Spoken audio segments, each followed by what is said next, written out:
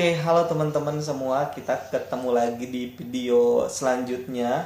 Di sini saya mau menjelaskan mengenai cara menentukan GCS pasien atau cara menentukan Glasgow Coma Scale, ya, atau biasa disebut dengan GCS. Untuk pemeriksaan GCS itu sendiri ada 3 komponen yang kita lihat atau yang kita periksa pada pasien. Ya, ada mata, ada perbal, sama motorik pasien. Untuk nilai normal pada pemeriksaan GCS ini yaitu 15. Nilai paling kecilnya yaitu 3. Adapun pembagiannya untuk mata nilai normalnya yaitu 4, ya. Perbal itu 5 dan juga motorik itu 6. Otomatis untuk nilai paling kecil dari AIS, dari perbal dan juga motorik itu masing-masing 1. Ini ya. Jadi nilai paling besarnya itu adalah 4 dan paling kecilnya 1. Pasien diberikan nilai 4 pada pemeriksaan mata adalah ketika pasien itu dia spontan membuka mata gitu. Jadi ketika kita datang membuka mata terus dia melalui kita, melihat kita kayak gitu. Jadi kita kasih nilai 4. Nilai 3 yaitu ketika pasiennya itu membuka mata ketika kita sudah perintah. Jadi misalnya dia merem, terus kita perintah, Pak silahkan buka matanya. Ketika pasien itu langsung membuka mata ketika sudah kita perintah, berarti kita kasih nilai 3. Terus kita kasih nilai 2 ketika pasien itu saat kita perintah tidak membuka mata, tapi pada saat kita kasih rangsang nyeri, pasien buka mata. Rangsang nyerinya bisa kita tepuk-tepuk di bahu pasien atau kita kasih rangsang nyeri di bagian dada. Nah, ketika pasien membuka mata, berarti nilainya yaitu 2. Untuk nilai 1, tidak merespon dengan perintah, kita rangsang nyeri, tetap pasien itu tidak membuka mata, otomatis kita kasih nilai 1. Seperti itu. Untuk selanjutnya yaitu pemeriksaan perbal. Nilai normalnya atau paling besarnya itu 5 dan nilai paling kecilnya itu 1. Nilai 5, ya, pasien itu orientasinya baik dan juga pada saat kita tanya itu nyambung. Misalnya kita tanya pasiennya itu ini ruangannya ruangan apa, ini lagi di mana, pasiennya itu bisa diajak ngobrol, kooperatif. Nilai 4 yaitu pasiennya itu terlihat kebingungan sama disorientasi gitu. Terus untuk selanjutnya kita kasih nilai 3 apabila pasien itu tidak nyambung sama sekali ketika kita tanya, Bapak apakah sudah makan? Nah, dia jawab saya mau mandi misalnya.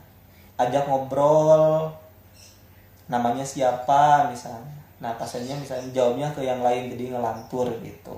Kita kasih nilai 2 ketika pasien itu cuma bisa mengerang aja gitu. Jadi gitu.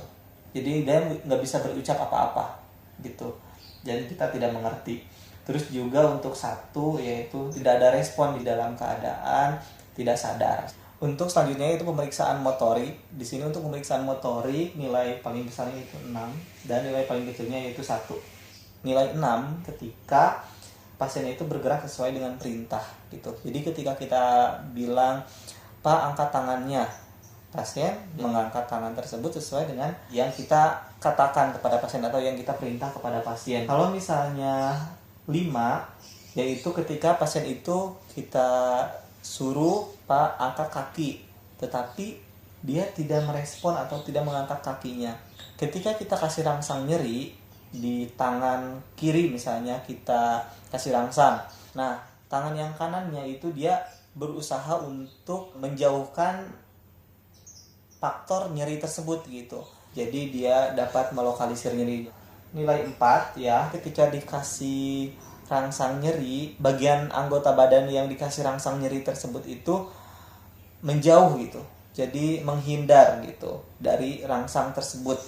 Terus untuk kasih nilai 3, dikasih rangsang nyeri misalnya di tangan. Nah, si tangannya yang mendapatkan nyeri tersebut itu dia fleksi abnormal. Fleksi abnormal artinya kayak gini. Jadi dekortikasi, langsung merespon sikunya gitu yang bergerak, fleksi abnormal. Terus kalau misalnya dia dikasih nilai 2 yaitu ekstensi abnormal atau deserebrasi. Deserebrasi itu jadi ketika kita kasih rangsang nyeri di anggota badannya misalnya di tangan, nah dia itu tangannya itu kayak misalnya kan kayak gini lurus ya. Nah kayak gitu doang. Jadi ekstensi. Terus kalau misalnya 1 itu tidak ada respon sama sekali. Setelah tadi kita sudah menentukan matanya berapa, terus motoriknya berapa, perbalannya berapa.